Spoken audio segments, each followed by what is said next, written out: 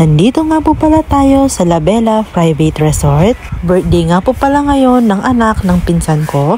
Napakalawak din ng lugar dito. Ang gaganda din siguro ng mga room nila dito. Hindi ko na po napuntahan yon. Hanggang dito lang po tayo. Dahil maulan nga, dito po tayo sa may function hall. Buti na lang. Yung pamangkin ko parang beast mode oh. Ayan nga po si Georgie Liit. Kasama niya po yung mother niya. Yung birthday celebrant po natin yan. Kaganda naman ng birthday celebrant natin. Ang ganda ng pink dress niya. May photo booth nga rin po pala sila dito. Ayan naman nga po pala yung mga magkakapatid. Yung mama ko dyan yung nasa gitna. Kulang din po sila doon. Siyempre si mama ko hindi naman po papahuli silang dalawa ni tatay ko. Si tatay ko ayaw niya ng maraming picture pero si mama ko gustong gusto niya yon.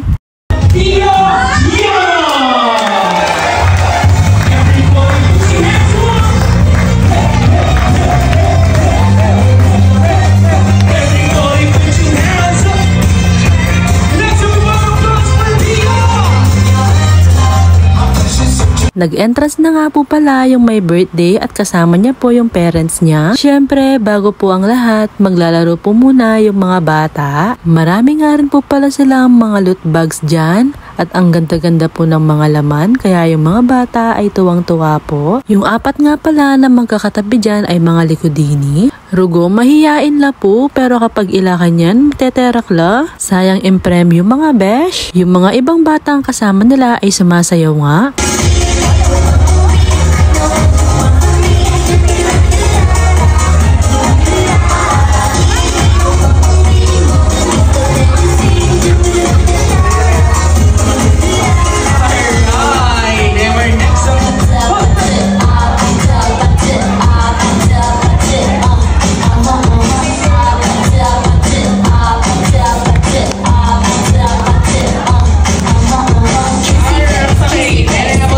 Halos magpipinsan naman po lahat yung mga yan.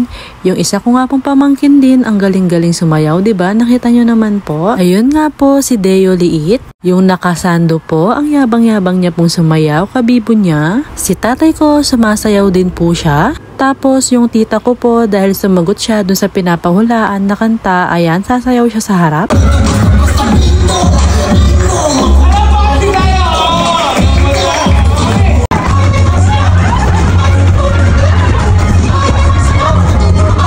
Next naman po si Ate Marikit, o diba nakakuha sila ng prize, ang galing-galing nila. Ito naman po, kasali po yung isa kong kapatid at sasayaw nga din po sila dyan.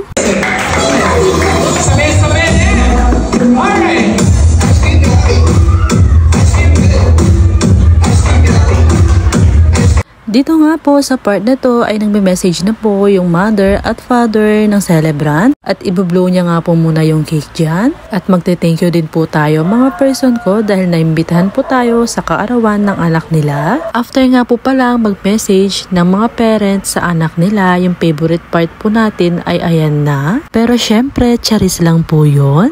Pero may part din po na totoo, ay ano nga ba talaga?